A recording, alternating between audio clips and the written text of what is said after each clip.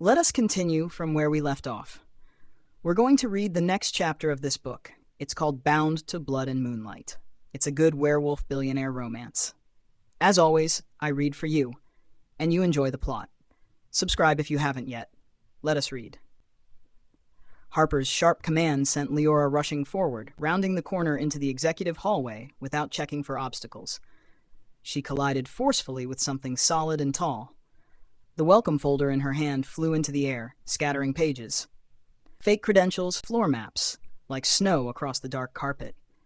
Ordinarily, she would have muttered an apology, but when strong hands clamped onto her arms to steady her, everything shifted. A wave of scorching heat radiated through her sleeve, burning against her skin. Her breath caught. Confusion and shock rooted her to the spot. The contact lingered just a fraction too long. The man withdrew, but the lingering warmth scorched her memory. She bent down to gather the scattered documents, and he moved to help. Their fingers brushed as they reached simultaneously for her ID sheet.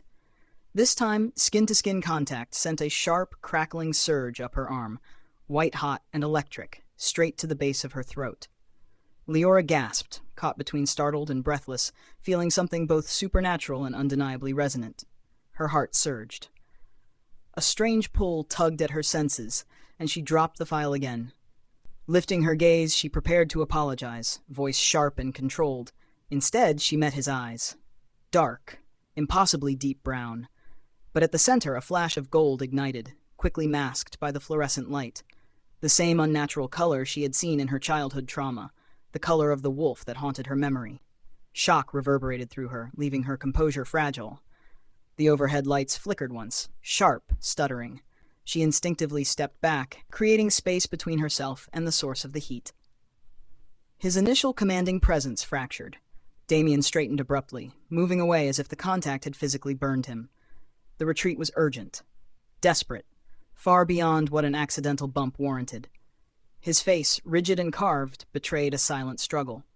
He turned his head slightly, jaw clenched, releasing the breath he had been holding in a quick, controlled exhale. "I didn't mean to," he began, his low, rough voice cutting off mid-sentence.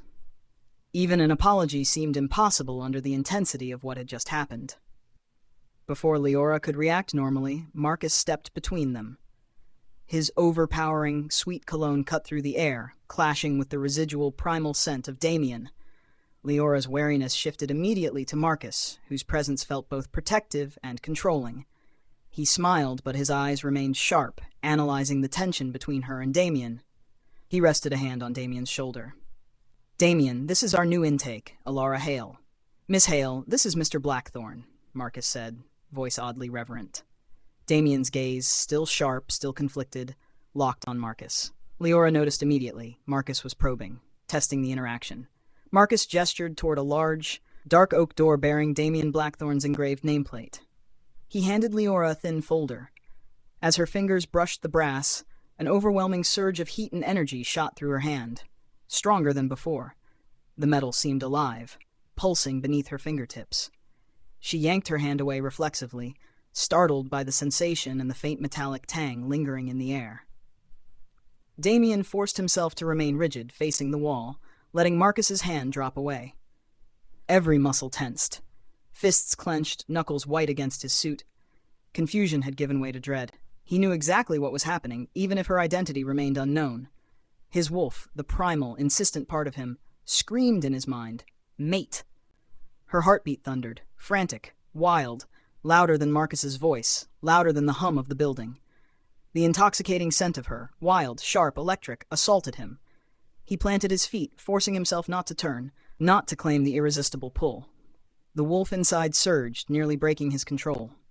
His vision blurred, the sterile white of the hallway twisting. Fingers twitched, elongating fractionally as the shift threatened to surface. Panic tightened around his throat. Not here. Not now. He slammed his back against the wall, bracing himself against the nameplate. The sudden solidity anchored him, a desperate attempt to fight the raw, supernatural urge.